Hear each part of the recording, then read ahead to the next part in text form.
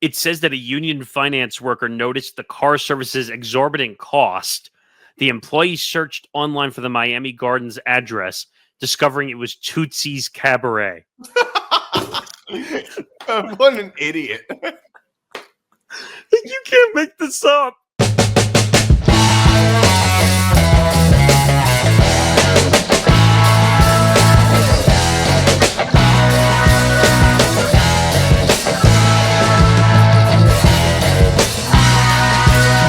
Hey, what's up, everybody? I'm Nick DiMartino. That's Nick Morgasen. This is another edition of Moving the Goalpost. You can follow us across social media at MTGBETB. You can follow the Empty the Bench Network across social media at ETB Network. You can follow me on Twitter at Nick DiMart. Follow Nick at Morgasen Radio. You can watch all Empty the Bench shows on YouTube.com/ETB Network. You can listen to all Empty the Bench shows on, you can listen to the Moving the Goalpost wherever you get your podcasts. And make sure to like and subscribe. And this show is presented by Playback. Stay tuned for later in the show to find out more. All right. So we do have to talk a little bit about the ESPYs. I talked a little bit about it on Leftovers, but not a whole lot. A lot of, I will say, the only time the ESPYs are ever memorable is when a comedian hosts it. And part of me, like, the ESPYs is essentially just a sports version of the Oscars or something like that, is how I would put it. So they're like celebrities just in the sports world. And I think that, like, I mean, I understand it's not possible to do this every year, I suppose, but having comedians host the ESPYs is always, those are always the ESPYs award ceremonies that are the most memorable. I had to look up who most of the previous hosts were. I mean, the only one that really stuck out to me, because he actually did a decent job from an athlete perspective, was Peyton Manning, who actually did it. Because he didn't mind being the butt of the joke or making fun of the big names. Because, again, he's Peyton Manning. He's made more money than you and I are probably ever going to see in our lifetime. He has deals with ESPN, which is even funnier, that he's making fun of stuff, and he's got deals with his Omaha Productions company. But he did it well. LeBron was like 50-50. People forget that he hosted the ESPYs, by the way. But he was still a little too politically correct because he didn't want to piss off people. But Peyton Manning was probably the best athlete. I think Kevin Hart also hosted the ESPYs one year. I think he did. I don't think so. I could have sworn he was on that list. I'm looking at all of them right now. I'm all the way. No, I don't think he ever did. He would be perfect for hosting the ESPYs, by the way. I think so too. Well, he was going to host the Oscars until they canceled him because of old tweets, and he couldn't host the Oscars anymore. I mean, from 10 freaking years ago, from close to a decade before, which every comedian was doing at the time. That's more statute of limitations than criminals get when they're being tried for whatever they're getting. For crying out. By the way, I'm not condoning crime. I'm just making a point that, like, comedians, like, people will go back 10, 15, 20 years ago. Oh my God, they made a joke. Right. And in Kevin Hart's case, some of it was like old, like, stand-up bits. It wasn't even old tweets in his case. That was back in a time where cancellation was not around. There was no such thing as, I'm getting canceled for stuff. Well, no. It was around, like, at the time, but it was just getting started. No, but I'm saying, like, back then there was no such, like, thing that ended your career. Like, there are certain people who get their careers ended today because they say one awful thing. Actually, I think it was probably worse back then than it is now in a lot of ways. I feel like what happened with Kevin Hart then wouldn't happen now, I think. Well, what I would say about today's time is because now that we all have self-platforms to do everything, you could go say whatever you want on your own made platform that you're financing and everything that you're doing. Like, we're on our platform. We could do whatever we want on here because we're on a controlled platform. So, like, if you're on an ESPN or an NFL network or an MLB network or NBA TV, whatever, like, you have to be careful what you say because they have partners and stuff that they deal with. But ESPN is, you and I have had this conversation many times about ESPN, that they're a leftist network, but at the same time, they allow all these right wing quality things in that regard. So they're mixed up. And at the same time, they allow Stephen A to do all this political stuff. And that even though the rules are no politics whatsoever, but the thing is, in fairness with Stephen A. Smith, the no politics rule, like he doesn't really do it on the ESPN platform. But no one else would be allowed to do that, though, besides him.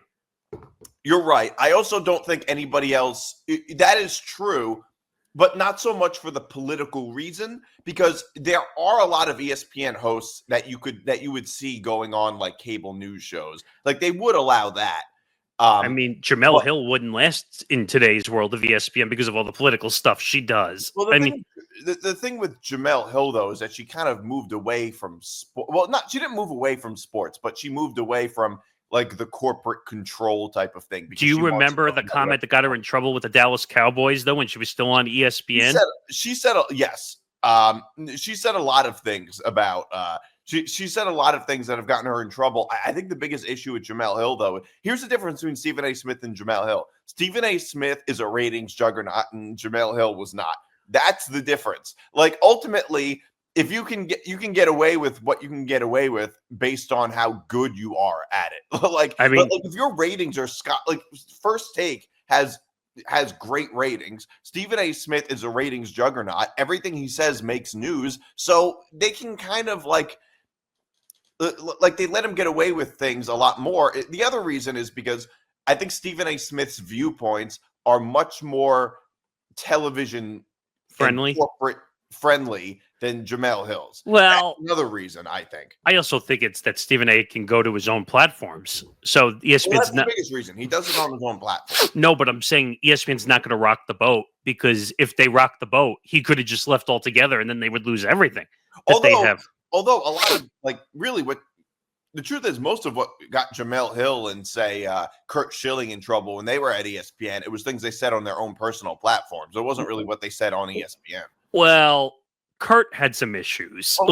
Schilling, it was the same thing as Jemele Hill. It was just a bunch of tweets. Really. Well, Kurt's was more about the North Carolina gender neutral bathrooms thing, which is a controversial topic. Right. But it was the same thing with Jemele Hill, too. It was like there were controversial topics on social media.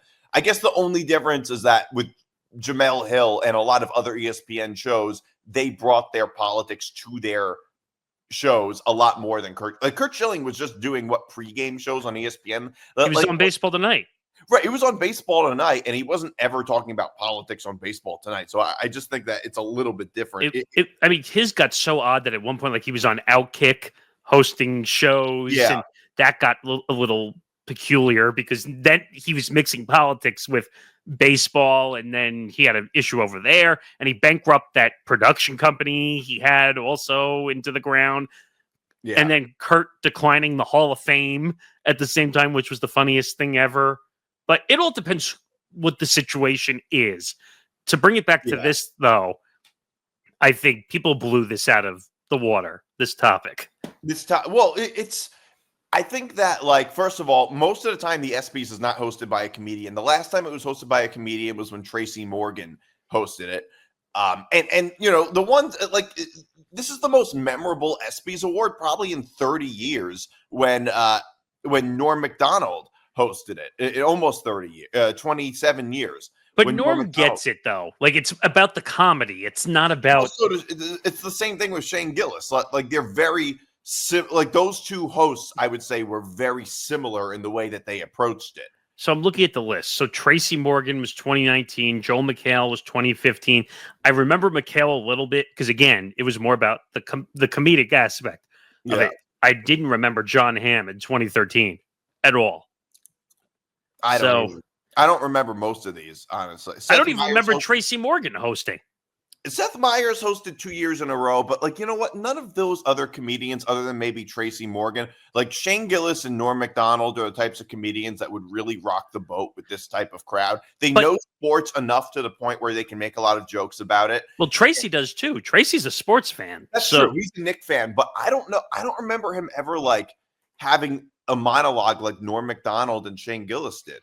The worst monologue was the year that when LeBron and D Wade and Melo and CP3, that was probably the oddest opening of an ESPY.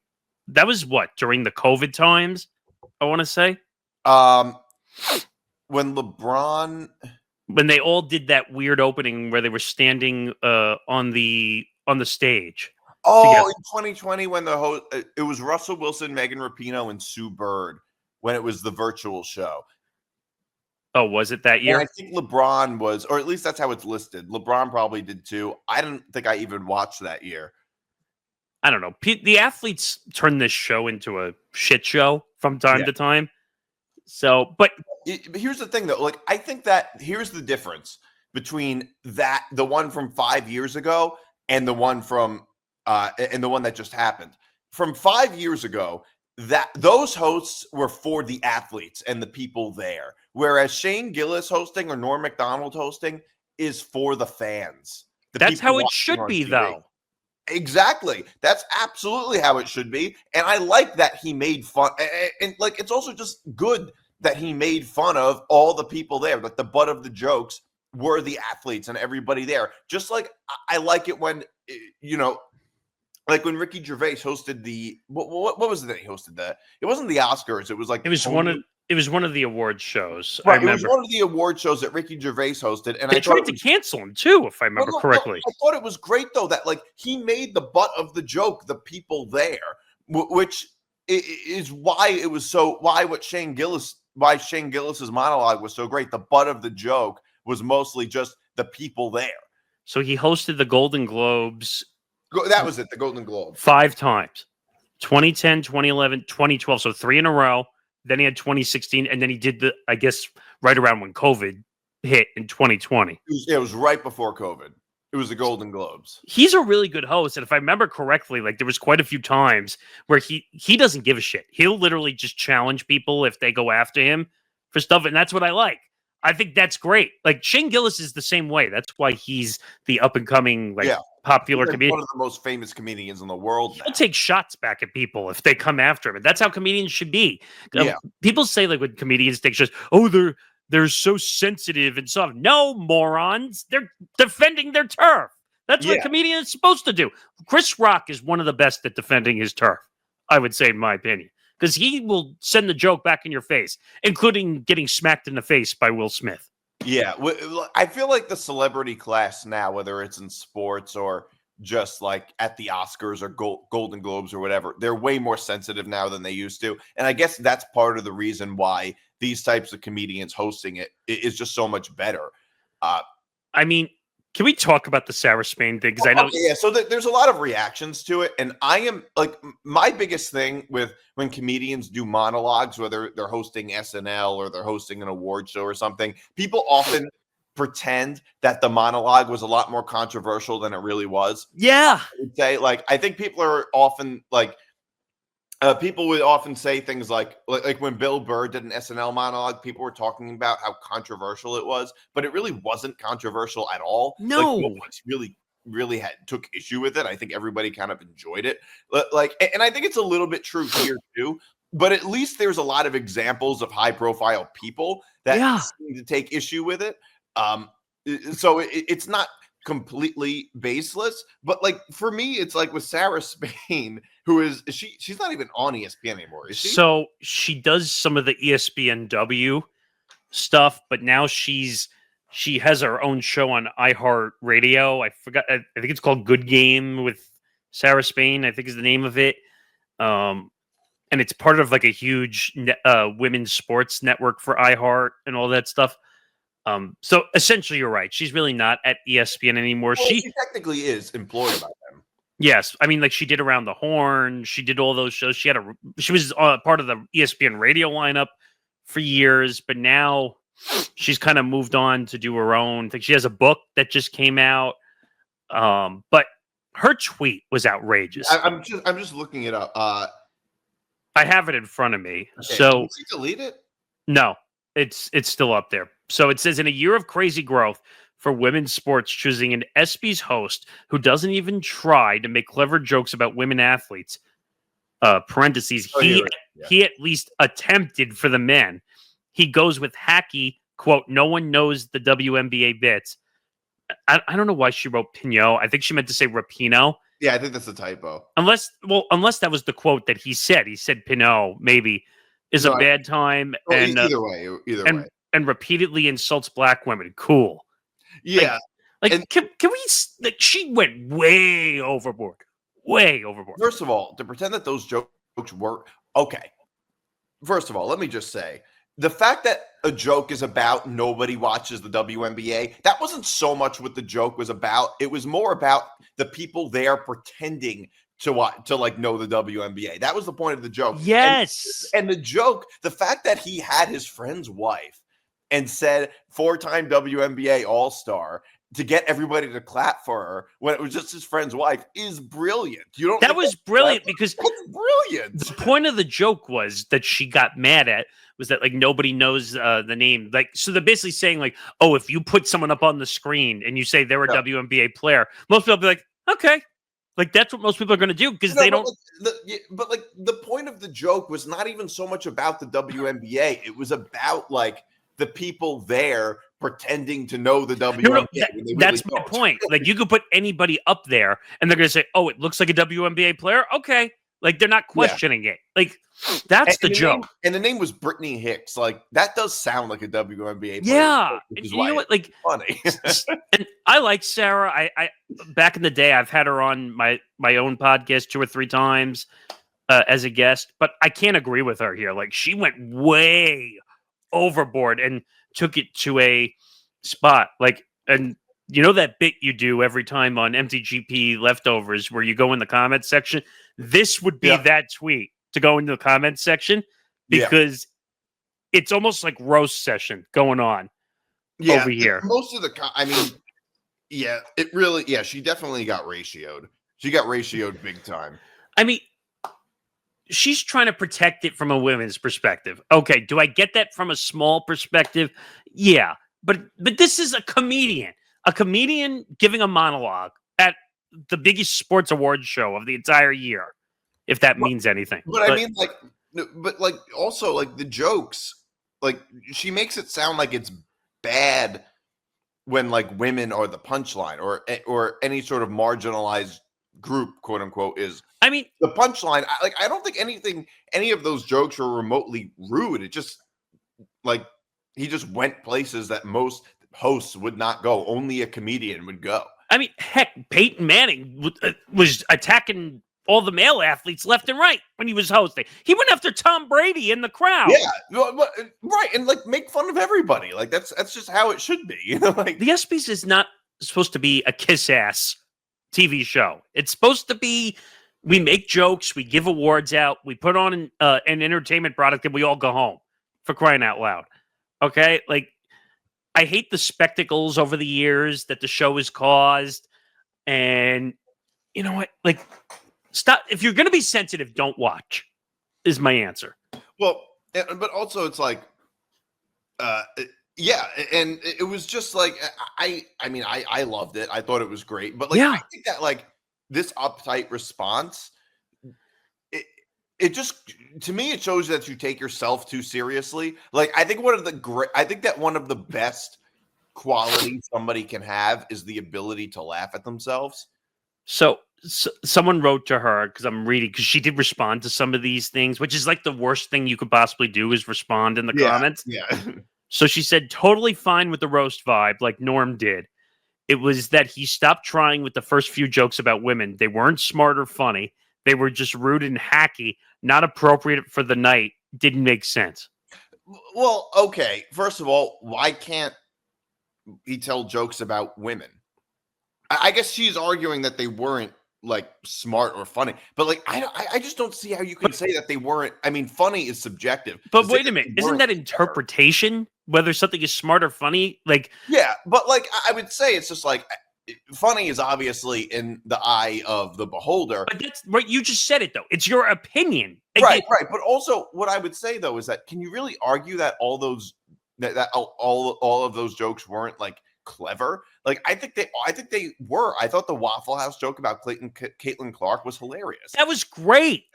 That's a great joke. And pretending with the WNBA, like the pretend WNBA player, I thought was brilliant. Like all of that stuff was great. I mean, first of all, Caitlin Clark of all, like, who goes with the butt of every joke so far, like that she's in all the commercials, she's willing to have fun in the commercials. She probably would have been fine with it, to be quite fair. Yeah.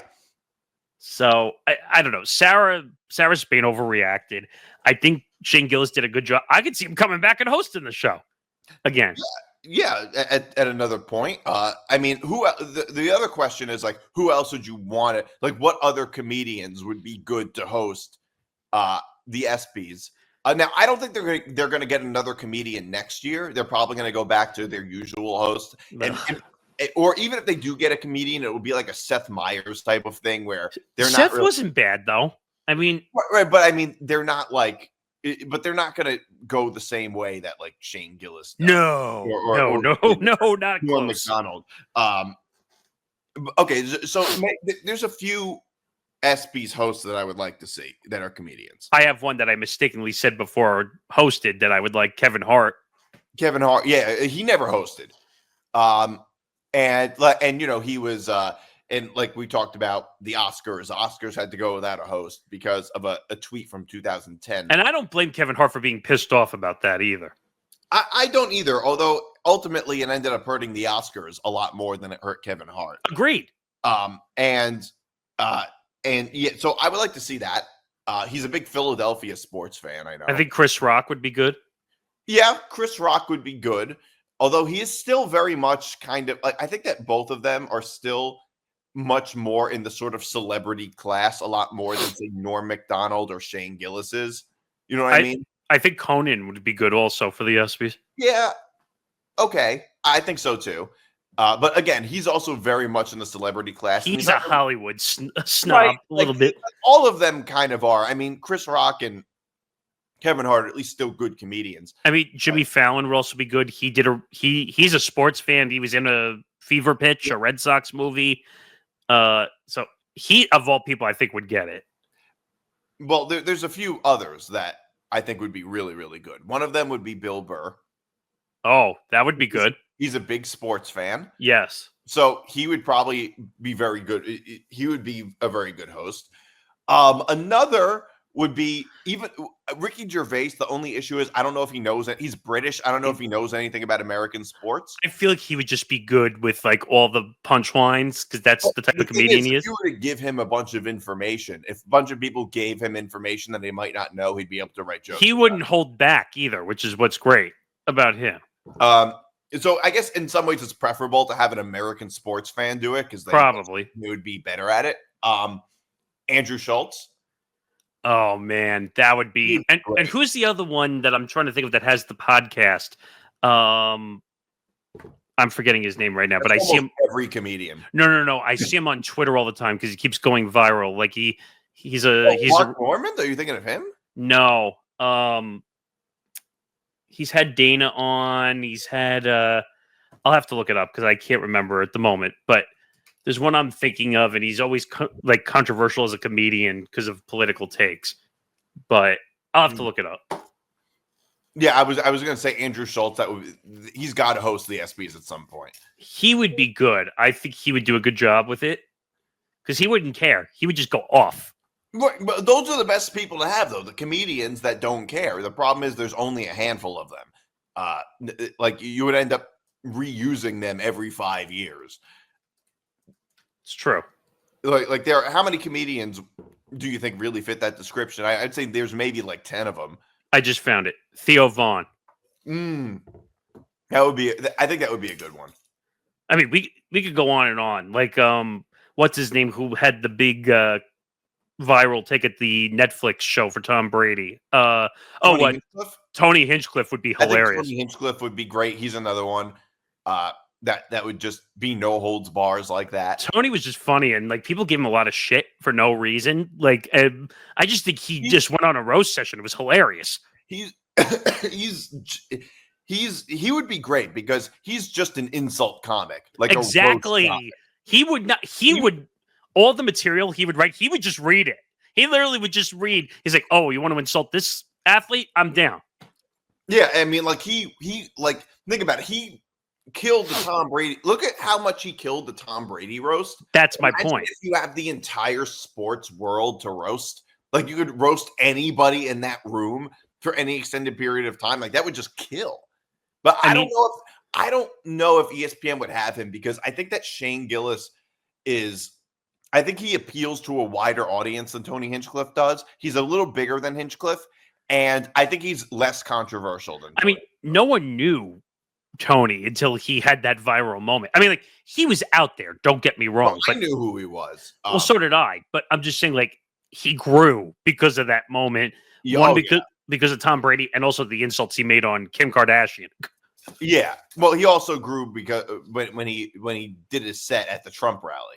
That was crazy also. Yeah, and he because of that too. And just the fact that he's like his whole thing is like insult and like being shocking. Like that's what his act is. Well, what's the name of that show that he does again? Is it called Kill Tony? Where comics that are like young and not established, well, not all throws them in the fire, so to speak, right? But they're not established. And what happens is they go up and they do a minute. Yes. That's it. And him and a bunch of other judges all like react to it. And some of them are really, really bad for that minute.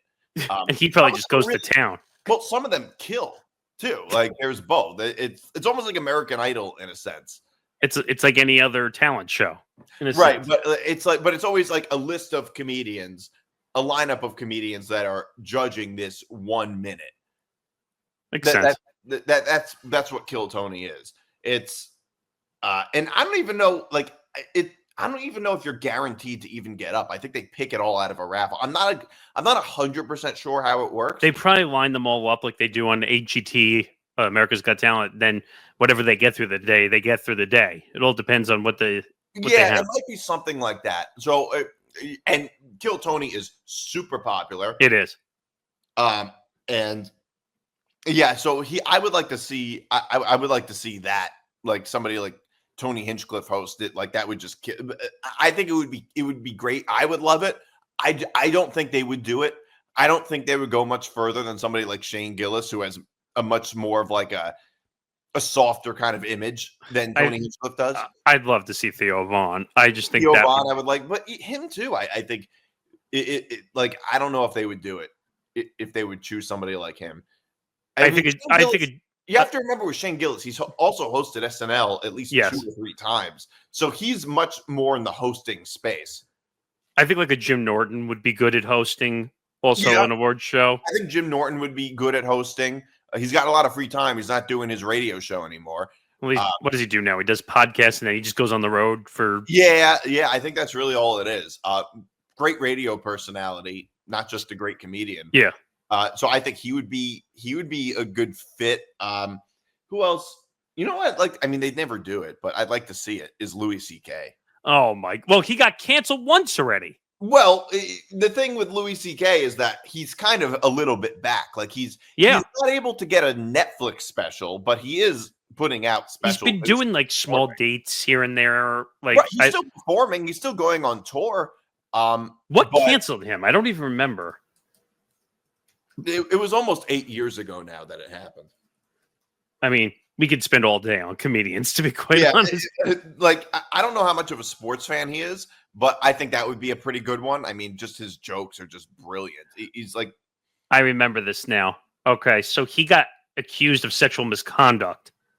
Well, the thing with Louis is that, like, with him, he was unlucky that this story came out at the worst possible time. It was right after the Harvey Weinstein story came out. Yeah, but he admitted that it was true. Oh, yeah. I'm not saying that it wasn't true. What I'm saying, though, is that, like, it just came out at a really bad time, and that's why the consequences are so dire. Like, if the story came out, like, 5 years before that, it wouldn't have been as big of a deal as it ended up being.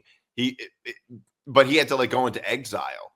I mean, I'll finish it on this point because we could talk about this for the whole show. But Louis C.K. announced an international tour for 2025-26 and is scheduled to headline the New York Comedy Festival later this year. Yeah. So he's obviously back. When you do something stupid, you end up going away for a year, maybe 2 years, and then you somehow reappear. Yeah. By the way, I think he has some of the best SNL monologues. He does. Some of the best. Moving the Goalposts is presented by Playback. Watching sports is more fun with others, but we spend too much time watching alone. Playback is a virtual space where communities can stream live sports together with everyone perfectly synced up. Creators can hop on stage, deliver their own play-by-play analysis and commentary, and invite viewers up for Q&A. Playback makes watching sports fully interactive and a social experience. From playing fantasy sports, rubbing your favorite players and teams, and watching with the commentators and communities you care about. Win or lose, sports are best enjoyed together. Join our community by going to playback.tv/ETB network to find out more, including our live stream schedule. And now back to the show. So I do want to talk about this. Will Craig Carton return to WFAN? Maybe he can host the ESPYs.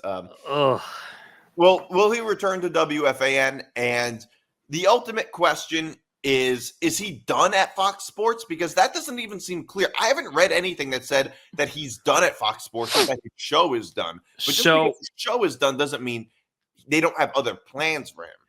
So some of the talent is gone. The one that they're probably going to keep, and I've already seen him reappear on filling in for Nick Wright, because Nick Wright was at the World Series of Poker main event doing some of the broadcasts. Danny Parkins is going to, because they're not going to get rid of him after they just brought him over from 670 The Score in Chicago. Right, but he was already doing a lot of stuff for them. He was often filling in for Colin Cowherd. Like, it was actually Danny Parkins being. That was before he was at Fox, though. Right, but that's true. But that was essentially like an audition. Like, it reminds me a little bit of when they brought on Nick Wright. Like, he was doing all different things.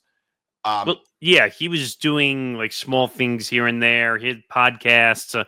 He was actually on, I think, Mad Dog Radio for quite a few years on Sirius. Yeah.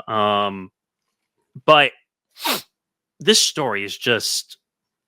My guess is that if I had to put a percentage on it, I think it's going to be 80-20 that he comes back to WFAN. Yeah.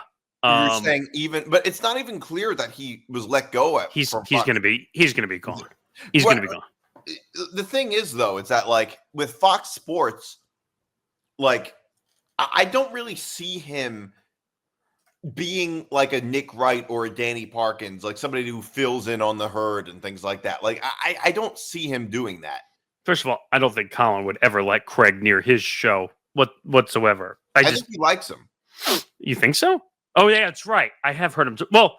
I've heard him talk about WFAN a lot with Mike and the Mad Dog. No, I think Colin Cowherd does like Craig Carton. He hasn't really talked about him much, but I do remember this was maybe 9 years ago. Colin Cowherd was a guest on Boomer and Carton when it was Boomer and Carton. And, he was talking about how he liked the show and everything. Unfortunately, ever since Craig Carton's first exit, I think they WFAN, like Odyssey, or at the time Entercom, scrapped everything from Boomer and Carton, so you can't find it anymore. But I do remember listening to it. You can find it on YouTube. Those video services. I tried. I don't think you can. I tried. I don't think it's on YouTube. I mean, you're hearing all these rumors, like would Greg Gio be out, and would they go back to Boomer and? No, it's not going to happen. I mean, people got to get that fixation out of their head that they think he's going to. Boomer and Gio show works. Well, Boomer and Carton was a success for over 10 years. Oh, it was, but like Boomer and Gio also is very successful. I mean, like if it ain't broke, don't fix it. There are a lot of people that don't like Gio, though. Because there's also a lot of people who don't like Carton. Well, true. They both have their own quirks. How many times can I hear the same impression of every WFAN radio host from Gio every single morning? Like at the same time, though, it's like it's at least a good impression. Craig Carton didn't really have any good impressions. Well, that wasn't Craig's bit. That wasn't really his thing as much. His thing was being a shock jock and saying some wild things, even though he was doing wild things behind the scenes for many years. Including gambling and all that nonsense. But you know what? Like he's friends with Chris Olivero, who's the brand for the New York brand operator at Odyssey. Yeah. So if it wasn't for Chris Olivero the first time, Craig wouldn't have come back because he had to okay it. There's a really good chance that that's true. And I guess it's possible that like maybe they would make space for him on one of these shows or give him like 2 hours solo, whatever the case may be. Well, let's think about this. And I know some people who are not in the New York area who listen to this are not going to understand this completely, but they're not going to touch the morning show. It's just not going to happen. The midday show, I'll come back to in a second because I think that's where the spot is, where the opening could be. Then you have afternoon drive. They're not going to touch Evan and Tiki at all, even though I don't think Tiki's a great radio host. And after football season's over, he's useless. And then what's after that? I mean, Keith McPherson, who was at John Boy. They brought him over to WFAN. He's okay, but he's said some controversial things over the years. I forgot that interview that he did that someone hung up on him. Oh, it was John Heyman. John Heyman. That wasn't his fault. That was John Heyman. That wasn't 100% his fault, but at the same time, Keith has a tendency to go a little over the top. Yeah, right. But like, I don't think there was anything wrong with what he said there. Not in that situation. Okay. You say they're not going to, I mean, I agree with you. You're right. They're not going to touch the morning show. Do you think it's possible they might move around the afternoon and midday shows and really just sort of bend over backwards to make a time slot for them? I mean, don't you think it's possible they could, like, what's the midday show? 10 to 2? It's 10 to 2. It's Brandon Tierney and Sal Licata. Isn't it possible that like they just make everything like a 3-hour show and like they have a 10 to 1, a 1 to 4, or 4 to 7? The thing that scares me, and I've seen stations do this before, they'll keep the 6 to 10 because every morning drive and afternoon drive are always 4 hours. That's just how they operate because those are the prime slots. But they don't have to be. For the most part, they are. I mean, the midday show with Joe and Evan, that was 10 to 1. And Francesa was on from 1 to 6:30. That was different because that was left over from the Mike and the Mad Dog days, so they never changed it. But, I mean, don't you think they could have a 10 to 1 midday show, a 1 to 3 show with Carton, and then like 3 to 6:30 or 7 with Evan and Tiki? That's possible. Well, it's 10 to 2 right now. So what they could do is they could put, if they want to No, I'm saying they can move it down to 10 to 1.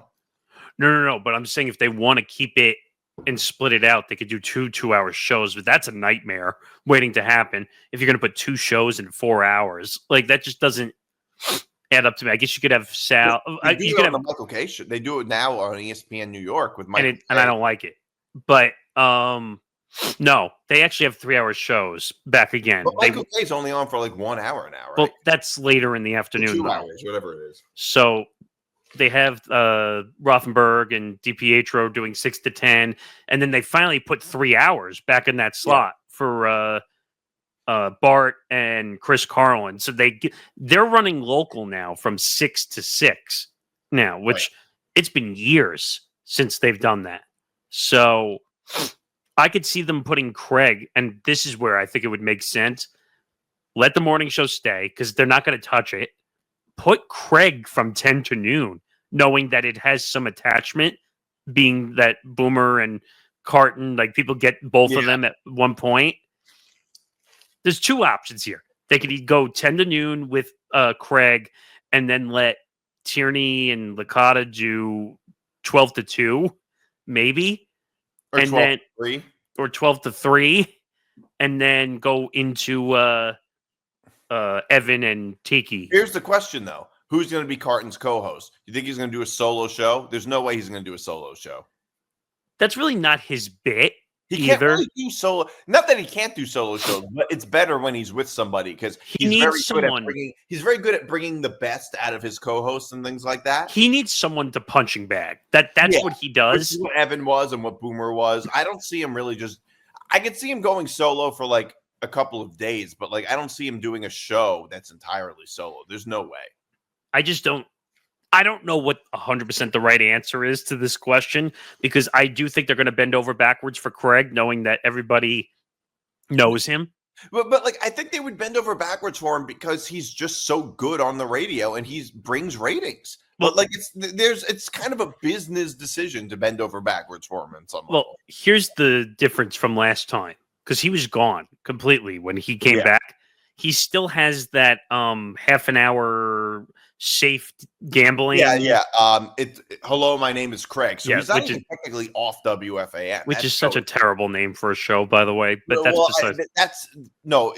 it's called that because that's how he introduced himself. I think how he introduced himself on Gamblers Anonymous. Oh, is that okay? It was just odd, but because he has that, he's already in the door this time. Yeah, that's true. So, but I don't know if they're going to disrupt the lineup just to put him back in as a solo show. You might be right. And in fairness, I also think that like it's certainly possible that he pulls a Max Kellerman and just doesn't. And like it might not sound very characteristic of him, but there could be like a Max Kellerman situation where he just kind of disappears for a little bit because they still have to pay him his money. He's still owed a lot of money, even though they canceled the show. And it's quite a few million from what I heard. Which is what happened with Max Kellerman. He was owed a lot of money, even though he got fired from me. But Max is finally coming out of the woodwork. Like he's calling the Canelo. No, it's been years. But the difference with that situation is when ESPN laid off all the big on-air talent on the last layoff, they said, look, you can either walk away, take a percentage of what you're going to do and go do whatever your next job is, or we'll give you the full amount, but you have to sit on the sidelines until the deal is over. Right. And I think Max, even though I don't think Max needed the money, to be quite honest, but I think he just sat on the sideline. No, but I could see why he would still take the money. It's still millions. He was making like $5 million a year at one point. Like it was a crazy amount of money. Like, and I will say it's almost like he was retired for a short period of time, for like a couple of years. That's essentially what it was. But I wasn't shocked when they announced that he was going to be on the call for the Canelo fight. Like that. Now he's coming back, though. That made perfect sense, though, that he was going to be on the Netflix fight. Like, I mean, look, as much as it sucks to be out of a job, I will say being paid that much money and having that much empty time really seems pretty great. I mean, not to turn it into a sports example, but look what happened with Damian Lillard, who's going to be sitting on the sideline making $70 million a year to go rehab for a full season. Well, the best example I can think of is Bobby Bonilla. Like Max Kellerman was like the Bobby Bonilla of ESPN. Yeah, but it's not the same money. Like it's not the same. No, it's not the same amount of money, but like it's the same concept basically. Like he was still paid millions, I'm sure. That was the first time in history that we ever saw a deferment like that. Yeah. Ever. Yeah. Now you see the Dodgers deferring $1 billion in an offseason, which still annoys me to this day. But you know, at WFAN, going back to WFAN, it seems like the shows are working. Like, it seems like the lineup is pretty. I mean, look, I don't know, but it does seem like the lineup's pretty good all the way up until the overnight. The only one I would question is Sal Licata, who kind of had a big mouth on this already. Right. Well, he said, actually, he did say, he also, like, after dealing with some idiot caller, was like, did say, Craig, you're going to have the spot back. He's an idiot. And then, like, I saw in one of the New York papers that, like, he's being territorial about his spot. People are making too much about this. He was obviously just making kind of a joke, and he probably has a good relationship with Carton. I don't think it's really that big of a deal, honestly. I don't see Craig Carton doing a midday show anyway. Part of me feels like. I mean, people are saying, would he be better in a late spot because he can be a little more, what's the term, blue when it comes to some of the bits and stuff. Look, I think that Evan and Carton worked very well as a show. The problem is I feel like Evan kind of got a little run over when Carton came back, but I don't know. But I thought he kind of brought it. I just like those types of sports shows where they don't talk about sports very much. You know what I mean? Like I like Boomer and Carton. I love Boomer and Gio. Kirk and Callahan was an off the rails crazy show. And that show got completely dismantled because they went completely different directions. It got dismantled largely because of Bob Murchison and the whole. It was very much a corporate thing. WEEI is a joke. Now it's WEEI is like a joke. The Greg Hill show is a joke. It's you talked about that on the show, or was I on you with? Was I on that episode with you? I don't even remember. No, I went solo that time. That was funny. That whole thing. I mean. Greg Hill can't be a morning show host. That's terrible. No.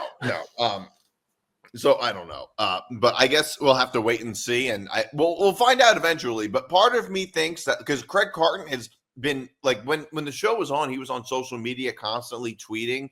He hasn't tweeted since July 5th, so that's 2 weeks since he's tweeted. That's got to be making him go crazy. I mean, that's probably just a legalese thing. Like, hey, don't say anything until we know what's happening. It seems like in media, there's been a lot of cancellations lately. Well, FS1, which you and I spoke about on Press Row. They did a whole sweeping thing, just canceling everything. It's funny how some of these companies will just say, oh, we'll just give you all the money to go away. Like, it's funny how companies think they have free money. Yeah. Well, it's worth it to them, I guess. I mean, look, I'll never understand the perspective of a big corporation because I don't really have hardly any money, but I mean, the amount of layoffs they did at ESPN, they basically take it as tax write-offs, but they're willing to pay everybody to go away. Yeah. Well, they're doing now in the non-sports world, they're doing that with Colbert. Oh, jeez. I mean, rumor that they lost $40 million on his $16 million salary is outrageous. I mean, I don't know if that's true or not. But I'm just saying that's the rumor that they're throwing out there. But late night TV, though, it just really struggles. It's dead. I'm just going to say it. Like people say people say things with like that baseball's a dying sport or like the so-called sports bubble that people have predicted for years. But really, like I think that like when it comes to TV, sports is in the best position because you know what? We're not going to see a television sitcom like Seinfeld ever again. Like every sort of like sitcom will be like a Netflix show. I don't think we'll ever see a cable TV sitcom ever again. You're never going to see like Friends or Seinfeld or Curb Your Enthusiasm. You're never going to see those shows again. Well, Curb just ended, and that's an HBO thing. But like, I think every sort of comedy show that people can watch will be on Netflix, Hulu, or HBO, something like that. Like that's what it's looking like now. And cable TV is just not what it once was. And late night TV, I think part of the reason late night TV is struggling is partly because it's just so bad. Yes, but I would say it's also struggling because there's something called your phone and social media where I can go watch. I mean, heck, Facebook the Dinosaur, where I could I get clips scrolling on my feed, or Twitter or Instagram or TikTok. Forget it. Late night TV is competing with TikTok now. Yeah, that too. And the competition is different. And it was also, the market was very oversaturated with it too. Like there were so many late night shows. They had like the Late Show and the Late Show. The Late Show. It's like there was just so much of it. And it was just, the market was very oversaturated. It's like what people say about podcasts, except I don't think the podcast market is nearly as oversaturated as people say it is because every podcast is so different and you have so much but late night TV, it's like it's all the same thing. Yeah, well, I would say in some ways they're similar because every company, every network, oh, I need a podcast on top of the TV show and the radio show that you do. We need podcast content. Like, it's the same thing. People say, oh, God, I need a late night TV show. That's what it was back then.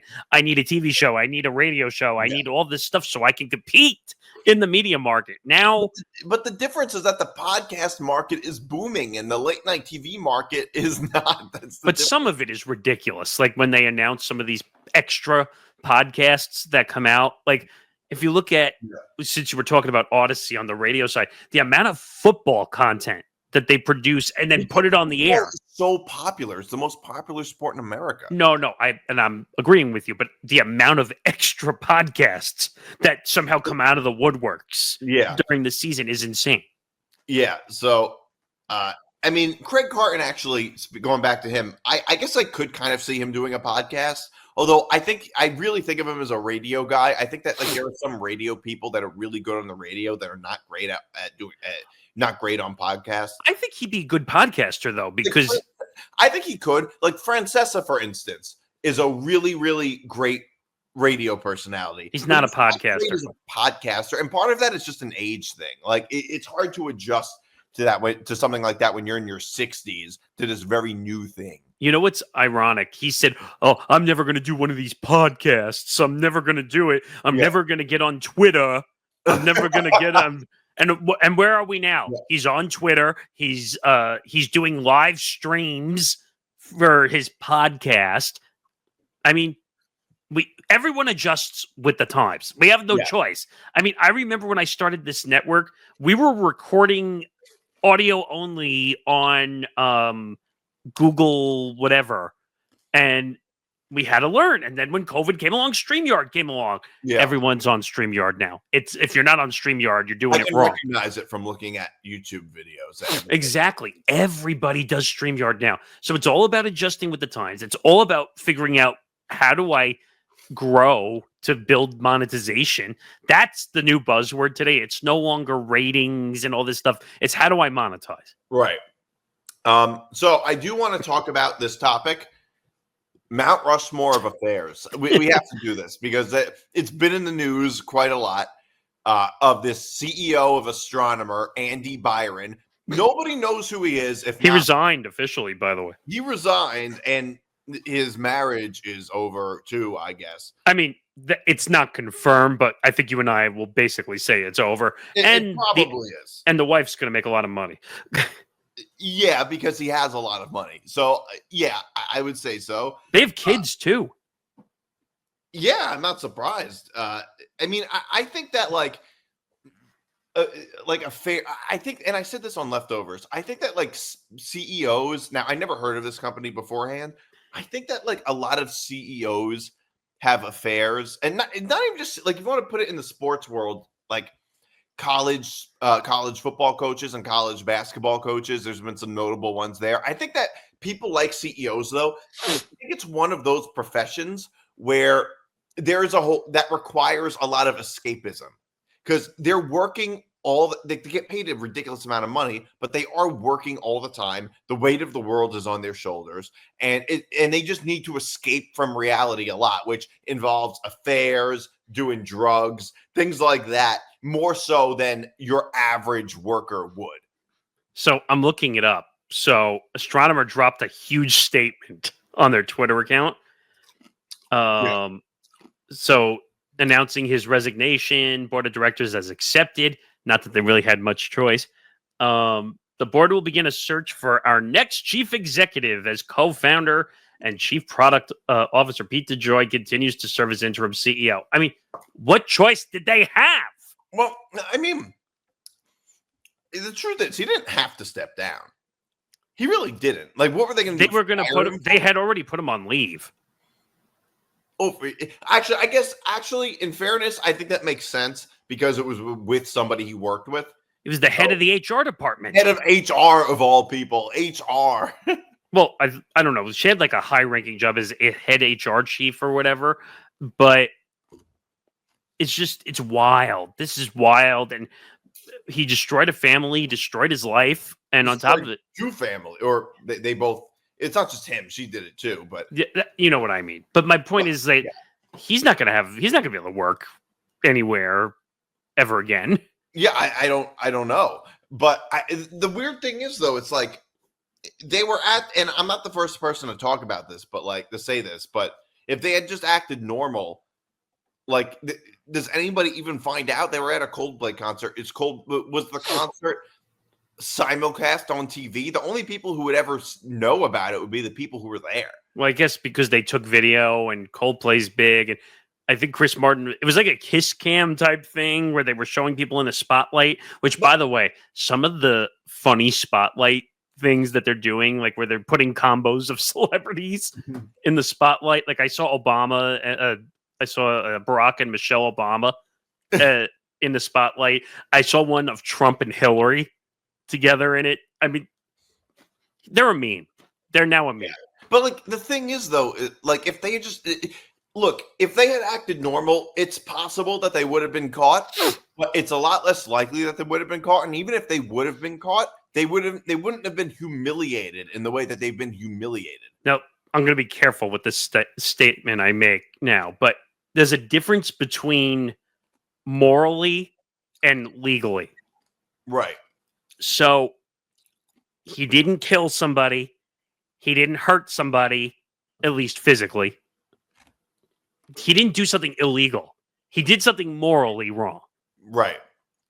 I'm not condoning it. Let me be very clear about that. But if there was a legal situation, this would have been way worse. Oh, it would have been way worse, but he didn't do it. I mean, like, but to what you're saying, he's not being like legal. There's no legal consequences to it, just professional consequences and family consequences. And that's really all it is. And the reason there's professional consequences is not because of the infidelity. It's because it was with a subordinate. Exactly. That was the issue. That was the issue, which it's similar to Tiki Barber. Oh my God, I forgot about that. You're right. Wait, so here's my Mount Rushmore of affairs. I don't know if you put a list together. Number one has to be Bill Clinton and Monica Lewinsky. That's got to be yes. Like that has. It was before I was born, but that's. I did not have sex with that woman. I mean, number two, Tiger Woods. Oh God, and I forgot the name of his wife, but yeah, that was bad because that was a big one. Well, that destroyed him. I don't know how much it destroyed him financially. Probably did because they have kids, but it destroyed his. I mean, forget that. It destroyed his image. I mean, obviously he doesn't care because he's moved on since. But I remember more about that he started dating all these wild girls in the middle of it, and he was going to clubs and he was doing all this nonsense, and he officially dropped Nike as his lead sponsor and all that stuff. But Nike dropped him. No. But I'm saying they came back. Oh, right. And then he just said, "I'm done. See ya." But he's made billions. He doesn't care. No, but at the time though, it was it just was a huge deal. It was bad. Absolutely, it was bad. There's a few others that that are not quite as high profile as those. Okay, but I gotta put it in there. Steve Phillips. Yes, the former Mets GM. Yes. Wow, I haven't thought about that one in forever. And Brooke Hundley. That's crazy. That almost destroyed his life. Yeah. Where is he now? I think he's doing some Sirius XM radio. Yeah, I think you're right. Yeah, well, the one it cost him his job, I think. I met him actually because when I interned at Sirius, they were the morning show. Evan Cohen and Steve Phillips were doing the morning show right before the show I interned for. He's an interesting character, but who knows? I'm trying to think of off the top of my head of any more. The other one that I gotta the other one, and I do have to remember certain details about it, was the Bobby Petrino one when he was the head coach. Yes. Okay. Arkansas.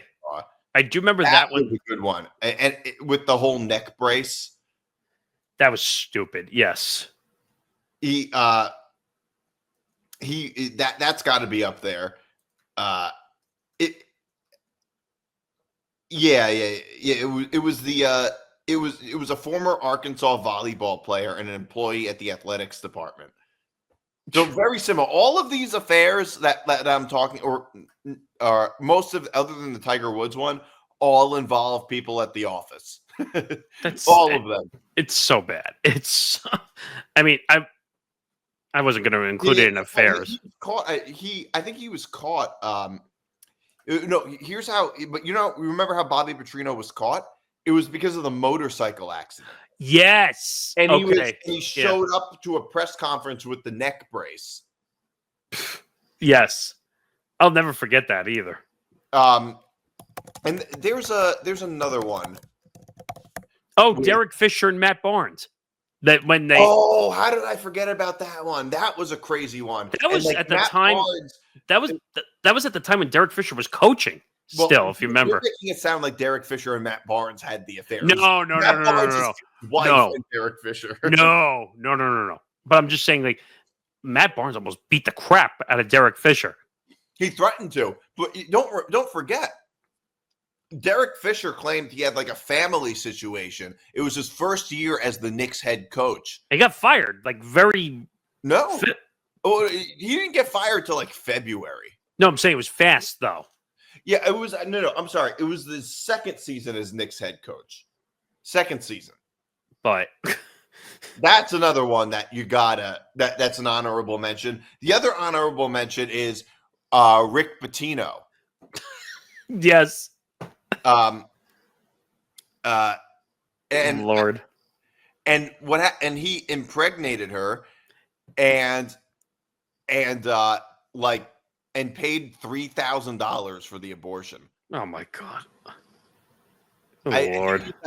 This was back in 2003 when Rick Pitino was the head coach at Louisville. I mean, you can't make this stuff up. Yeah. So, I don't know if you have a Mount Rushmore. No, you beat me on those. Okay. All right. I do want to talk about this. Elle Duncan made a weird joke. So here we have the audio of it. I mean, before you play it, like we on the network, some of us were watching the WNBA All-Star festivities on Playback, and I heard this joke, and I said, "Did she just say that?" And she meant it as a double entendre, meaning it could be taken both ways. Now play the audio. Okay. All right. Well, again, we hope it gets a little bit more competitive because, like a girls' trip to Cancun, right now there's no game. It's a 22-point game for Team Collier. That's a walk-off. Sabrina Ionescu, there she is from the 4-point circle. Second half action from Gainbridge Fieldhouse. Tips after this. Al, you're in timeout. Okay, done.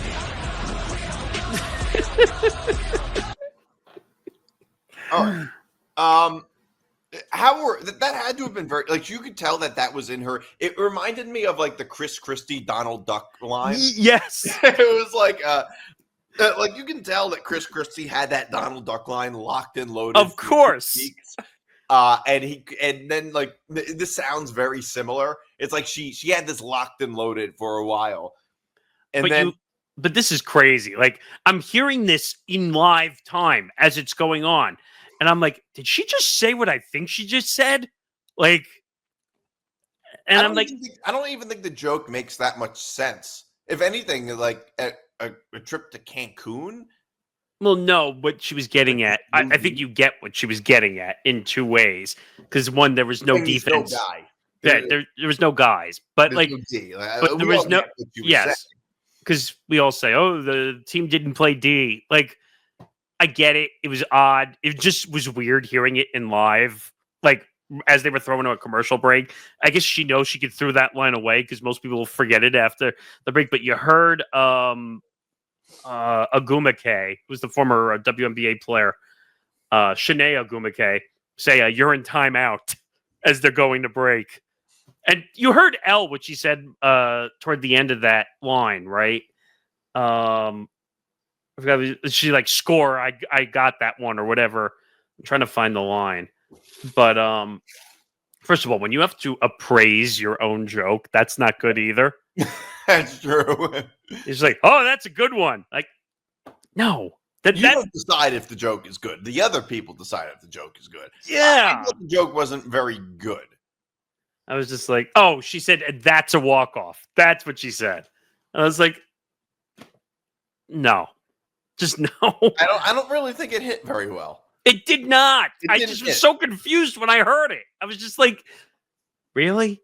Your WNBA All-Star festivities is 140 points scored in the first half. No one's playing defense, and that's the joke you make? I think I'm trying to think of it. I think there's much better jokes she could have made with that exact line. Yeah, definitely. But much better jokes to make. And I like Elle Duncan because I think she's funny at times, but this one, it didn't work. Yeah, I remember she had a feud with Kirk Minahan. I don't know she's had a feud with quite a few people. Yeah. So anyway, I do want to talk about this for a couple of minutes. Lloyd Howell, who is the former what exactly was his title? He was a former head of He was the head of the NFLPA. He was one of the leading. So he was the former NFL Players Association leader. And basically, Lloyd Howell Jr. resigned. And I brought this right to Nick because I knew this would be right up his alley for story. So he resigned after an outside investigator hired by the union received documents showing Howell charged the union for 2 visits to strip clubs, including, wait, it gets better, $738.82 for a car service that took him from the airport to one of the clubs. Wow. Really? Like, really? You're charging for strip club visits? Like, come on, man. Credit card? It says one receipt obtained by ESPN shows Howell was picked up in a sedan by a car service at Fort Lauderdale Airport. Wait, on November 2nd, 2023? Wait, we're just figuring this out now? This was like a year and a half ago, more than a year and a half ago now. Oh my! The car's first stop was a nearby Miami Gardens address. The receipt shows only one other stop. Nearly 8 hours later, at 6 a.m., when the car dropped off Howell at his luxury condominium in Sunny Isles Beach. So I guess he didn't worry about his own expenses. Well, here's the question though: how? Don't you need cash to go to strip clubs? Yeah. So you don't need. Okay, so. I see. Okay, so he wasn't paid. It was really was it just his transportation to the strip club that he was? Well, it says that a union finance worker noticed the car service's exorbitant cost. The employee searched online for the Miami Gardens address, discovering it was Tootsie's Cabaret. What an idiot. You can't make this up.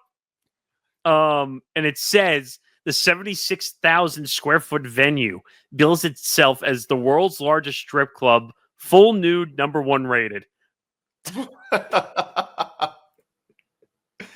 It was probably like a scene from The Sopranos with he was at the Florida version of the Bada Bing.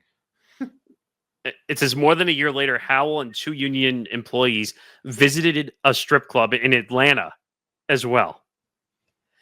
I mean, what are you doing? This reminds me a little bit of Lou Williams.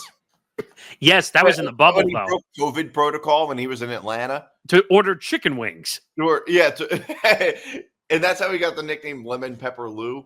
Yes, and it says, well, here's another one, too. So it says, during this year's NFLPA summit on February 21st, Howell accompanied the employees to the Magic City Strip Club for an outing that incurred $2,426 in charges, including cash withdrawals ranging from $200 to $525 from a club ATM.